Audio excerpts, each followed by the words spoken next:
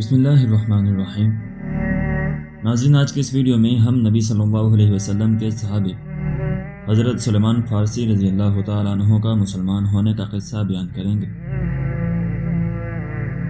جن میں ہم بیان کریں گے کہ حضرت سلیمان فارسی جو آگ کی عبادت کرتے تھے، انہوں نے کیسے نبی صلی اللہ علیہ وسلم کے دین کو پہچانا، کن وجوہات کی بنا پر انہوں نے یہ تسلیم کیا کہ جو دین محمدی ہے، دین اسلام ہے، وہ سب سے بہتر ہے۔ ابن اسحاق عبداللہ بن عباس سے بیان کرتے ہیں کہ مجھے خود سلیمان فارسی نے بتایا، میں فارس کے علاقے اسبہان کے نواحی بستی جنی کا باشندہ تھا۔ میرا والد بستی کا رئیس اور سردار تھا اور میں اسے سب سے پیارا تھا، اور بے پناہ محبت کی وجہ سے وہ لڑکیوں کی طرح مجھے گھر میں بند رکھتا اور باہر نہیں جانے دیتا تھا۔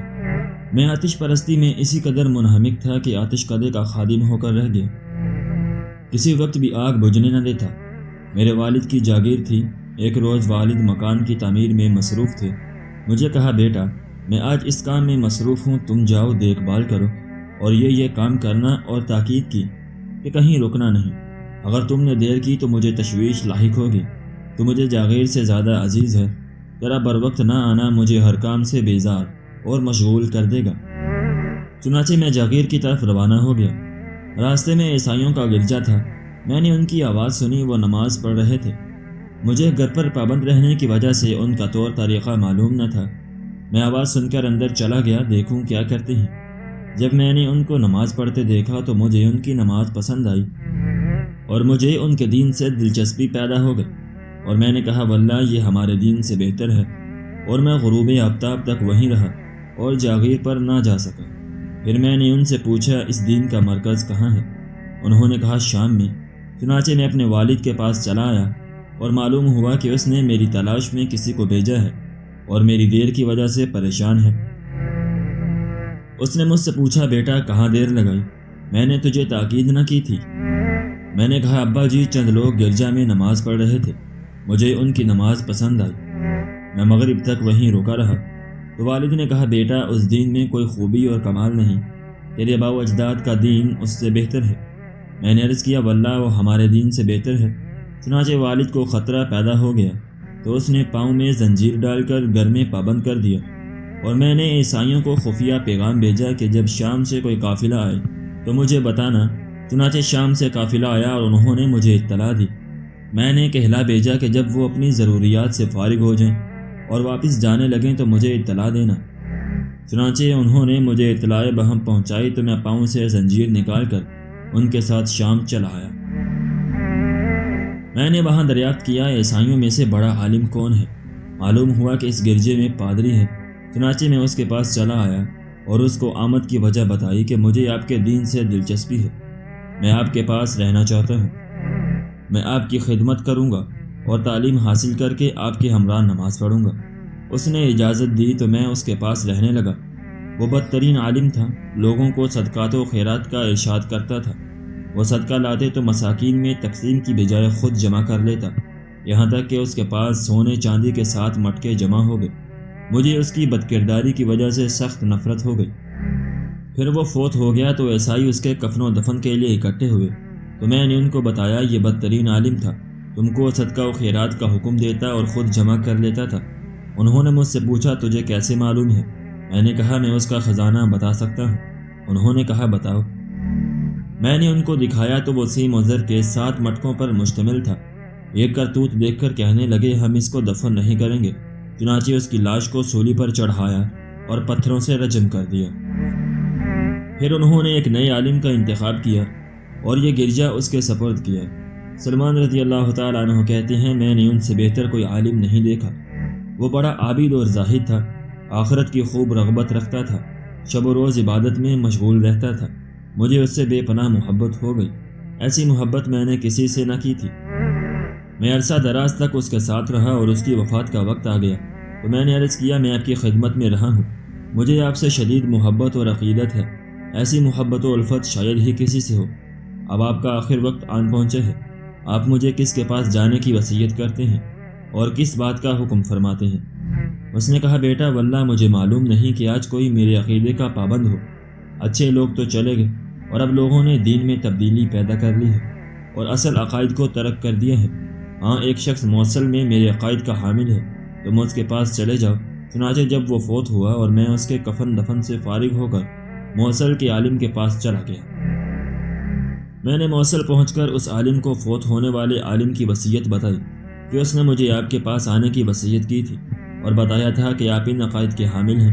اس نے مجھے اپنے پاس قیام کی اجازت دے دی۔ میں نے ان کے پاس رہائش اختیار کر لی۔ واقعی وہ بہت اچھا انسان تھا اور مرحوم کے عقائد کا حامل تھا۔ مجھے زیادہ عرصہ نہ ہوا تھا کہ ان کے وصال کا وقت بھی قریب آ گیا۔ میں نے عرض کیا، حضور، مرحوم نے مجھے آپ کی خدمت میں حاضر کا ارشاد فرمایا تھا، اب آپ بھی بستر مرگ پر ہیں، آپ مجھے کس کے پاس جانے کی وصیت کرتے ہیں اور کیا ارشاد فرماتے ہیں؟ اس نے کہا، بیٹا واللہ ہمارے عقائد کے حامل لوگ اب نہیں رہے، ہاں فلاں عالم نصیبین میں ہیں، آپ اس کے پاس چلے جاؤ۔ ان کے کفن دفن کے بعد میں نصیبین چلا آیا۔ نصیبین پہنچ کر میں نے اس کو اپنا قصہ سنایا اور دونوں مرحومین کا ارشاد فرمایا تو اس نے مجھے اپنے پاس قیام کی اجازت دے دی۔ میں اس کے پاس رہنے لگا۔ وہ دونوں فوت شدہ علماء کی کاپی تھا۔ میں اس کے پاس عرصہ تک رہا۔ وہ بہتر عالم تھا، اس کا بھی موت کا وقت قریب آ گیا تو میں نے التجا کی، جناب میں حسب وصیت آپ کی خدمت میں آیا تھا، اب آپ مجھے کس کے پاس جانے کی وصیت کرتے ہیں؟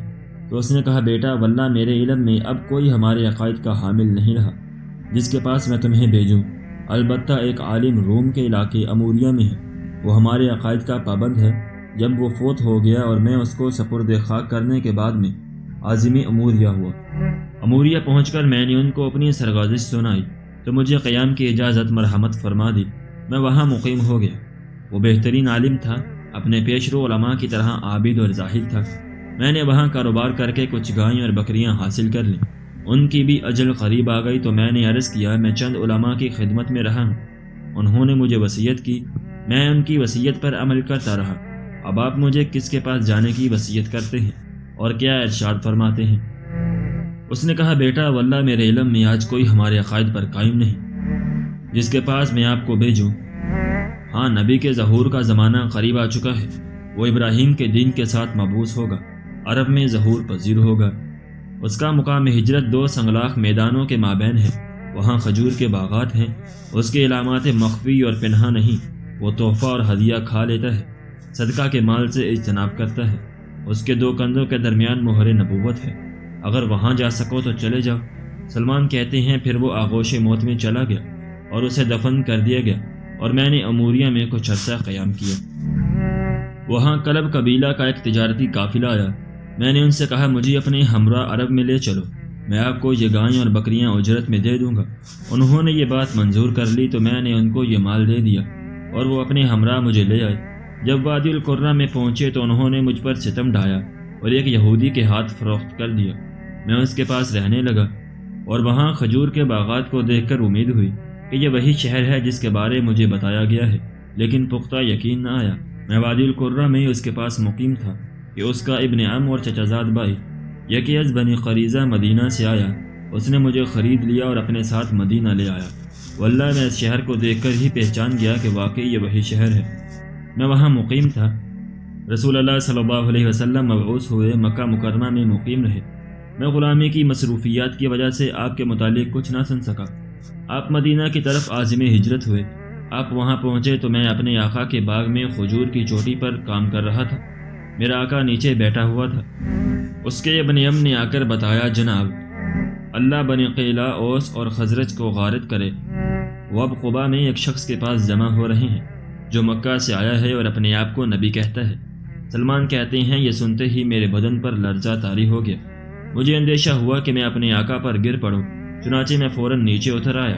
میں اپنے آقا کے ابن ام سے پوچھنے لگا، آپ کیا کہہ رہے ہیں، کیا بتا رہے تھے؟ یہ سن کر آقا ناراض ہو گیا اور اس نے ایک زور سے تماچا مار کر کہا، تجھے ان باتوں سے کیا غرض، اپنا کام کر۔ میں نے کہا، کچھ نہیں، میں تو محض اس کی بات معلوم کرنا چاہتا تھا۔ سلمان کہتے ہیں میں نے کچھ کھجوریں جمع کر رکھی تھیں، شام ہوئی تو ان کو لے کر رسول اللہ کی خدمت میں قبا پہنچا۔ میں حاضر خدمت ہوا تو عرض کیا، مجھے معلوم ہوا ہے کہ آپ نیک آدمی ہیں، آپ کے ہمراہ حاجت مند لوگ ہیں، میرے پاس یہ صدقہ ہے، میں آپ کو اس کا حقدار سمجھتا ہوں۔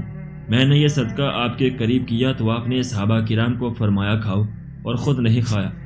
میں نے دل میں سوچا یہ ایک علامت درست ہے پھر میں چلا آیا اور کچھ کھجوریں جمع کی۔ اس وقت رسول اللہ صلی اللہ علیہ وسلم مدینہ تشریف لے آئے تھے۔ میں آپ کی خدمت اقدس میں حاضر ہوا اور عرض کیا آپ صدقہ نہیں کھاتے، یہ آپ کے لیے تحفہ ہے۔ چنانچہ آپ نے اس سے تناول فرما لیا اور صحابہ کرام کو بھی کھانے کی دعوت دی۔ چنانچہ سب نے آپ کے ہمراہ تناول فرمایا۔ میں نے دل میں کہا یہ علامت درست ہے۔ بعد ازاں میں رسول اللہ صلی اللہ علیہ وسلم کی خدمت میں حاضر ہوا۔ آپ بقیع الغرقد میں ایک صحابی کے جنازے میں شریک تھے۔ آپ 2 چادریں زیبتن کیے ہوئے تھے۔ صحابہ کرام میں تشریف فرما تھے۔ میں نے سلام عرض کیا اور آپ کے پیچھے ہو کر پشت دیکھنے لگا۔ کیا مہر نبوت پشت پر ہے جو مجھے اصحاب اموریہ نے بتائی تھی؟ جب مجھے رسول اللہ صلی اللہ علیہ وسلم نے اپنے پیچھے دیکھا تو سمجھ گئے کہ میں کسی بات کی تحقیق و تثبیت کر رہا ہوں۔ آپ نے پشت سے چادر سرکا دی۔ میں مہر نبوت کو دیکھ کر پہچان گیا۔ میں اس کے اوپر جھک کر بوسہ لینے لگا اور فرط محبت سے رونے لگا تو مجھے رسول اللہ صلی اللہ علیہ وسلم نے فرمایا سامنے آؤ۔ میں نے سامنے بیٹھ کر رسول اللہ صلی اللہ علیہ وسلم کو ساری سرگزشت سنائی جیسے کہ جناب ابن عباس نے آپ کو سنا۔ یہ آپ بیتی صحابہ کے سامنے بیان کرنے سے رسول اللہ صلی اللہ علیہ وسلم محظوظ و خوش ہوئے۔ پھر سلمان فارسی غلامی کی مصروفیات میں مشغول رہے، بدر اور احد میں شریک نہیں ہو سکے۔ پھر رسول اللہ نے فرمایا کاتب یا سلمان اپنے آقا کو اپنی قیمت دے کر آزاد ہو جاؤ۔ میں نے اپنے آقا سے 300 کھجور کے پودے لگانے اور 40 اقیہ سونے پر قیمت چکا لی اور مکاتبت کر لی تو رسول اللہ نے صحابہ سے فرمایا اپنے اسلامی بھائی کی اعانت کرو۔ چنانچہ صحابہ نے میرا تعاون کیا، ہر ایک نے اپنی وسعت کے مطابق مجھے کھجور کے پودے دیے، یہاں تک کہ 300 کھجور کے پودے اکٹھے ہو گئے۔ تو مجھے رسول اللہ نے فرمایا سلمان جاؤ ان کے گھڑے کھودو اور جب کھود کر فارغ ہو جاؤ تو میرے پاس چلے آؤ، میں خود اپنے ہاتھ سے گھڑے میں پودا لگاؤں گا۔ سلمان کہتے ہیں میں گھڑے کھود کر واپس آیا اور میرے احباب نے بھی تعاون فرمایا اور رسول اللہ صلی اللہ علیہ وسلم کو آگاہ کیا تو رسول اللہ میرے ساتھ تشریف لائے۔ ہم پودا آپ کے قریب کر دیتے تھے اور خود رسول اللہ اپنے دستے مبارک سے اس گھڑے میں گاڑ دیتے تھے۔ ہم نے 300 پودے گاڑ دیے، واللہ ایک پودا بھی ناکام نہ ہوا۔ چنانچہ میں کھجور کے پودوں سے فارغ ہو گیا اور سونا باقی رہ گیا۔ رسول اللہ کے پاس سونے کی کسی کان سے مرغی کے انڈے کے برابر سونا آیا تو رسول اللہ نے فرمایا فارس مکاتبت کرنے والے کا کیا ہوا؟ چنانچہ میں بلایا گیا، میں حاضر ہوا تو فرمایا یہ سونا لے لو اور اپنی مکاتبت ادا کر دو۔ میں نے عرض کیا یا رسول اللہ یہ میرے قرض سے کم ہے۔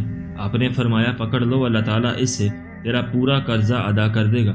میں نے پکڑ لیا اور واللہ ان کا پورا قرضہ ادا کر کے آزاد ہو گیا۔ پھر میں آزاد ہو کر رسول اللہ کے ہمراہ غزوہ خندق میں شریک ہوا، پھر میں ہر جنگ میں شریک ہوتا رہا۔ ابن اسحاق کہتے ہیں کہ مجھے یزید بن حبیب نے کسی کیسی کی معرفت سلمان سے بتایا کہ میں نے جب کہا یا رسول اللہ اس سے میرے واجبات کیسے ادا ہو سکیں گے تو آپ نے سونے کی ڈلی کو زبان مبارک پر پھیر کر فرمایا لے لو اور اس سے ان کے واجبات ادا کر دو۔ میں نے وہ لے کر ان کے پورے 40 اقیہ ادا کر دیے۔ محمد بن اسحاق حضرت سلمان سے بیان کرتے ہیں کہ اس نے جب رسول اللہ صلی اللہ علیہ وسلم کو بتایا کہ صاحب اموریہ نے کہا شام کے فلاں علاقے میں جاؤ، وہاں ایک آدمی درختوں کے 2 ذخیروں کے درمیان رہائش پذیر ہے، وہ ہر سال ایک ذخیرے میں سے نکل کر دوسرے میں جاتا ہے، راستے میں بیمار اس کا انتظار کرتے ہیں، وہ اس کی دعا سے شفا یاب ہو جاتے ہیں، اس سے اپنے مطلوبہ دین کی بابت دریافت کر وہ بتا دے گا۔ سلمان کہتے ہیں میں اس مقام پر آیا، مریض وہاں اس کے منتظر تھے، وہ رات کو ایک ذخیرے میں سے نکل کر دوسرے میں جانے کے لیے باہر آیا تو مریضوں کی ہجوم کی وجہ سے میں اس تک نہ پہنچ سکا۔ وہ ذخیرے میں داخل ہو ہی رہا تھا کہ میں نے اس کا دامن پکڑ لیا۔ اس نے پوچھا کون، اور میں ان متوجہ ہوا تو میں نے کہا مجھے دین ابراہیم کی بابت کچھ بتائیے۔ تو اس نے کہا تم نے ایسا مسئلہ پوچھا ہے کہ آج کل کوئی بھی یہ نہیں پوچھ رہا۔ سنو ایک نبی کے ظہور کا زمانہ قریب آ چکا ہے، اس حرم سے وہ اس دین کے ساتھ مبعوث ہوگا، اس کے پاس چلے جاؤ، وہ تمہاری رہنمائی کرے گا۔ یہ بتا کر وہ اپنے ذخیرے میں داخل ہو گیا تو رسول اللہ صلی اللہ علیہ وسلم نے فرمایا سلمان اگر تم نے صحیح اور سچ کہا ہے تو تمہاری ملاقات عیسیٰ سے ہوئی ہے۔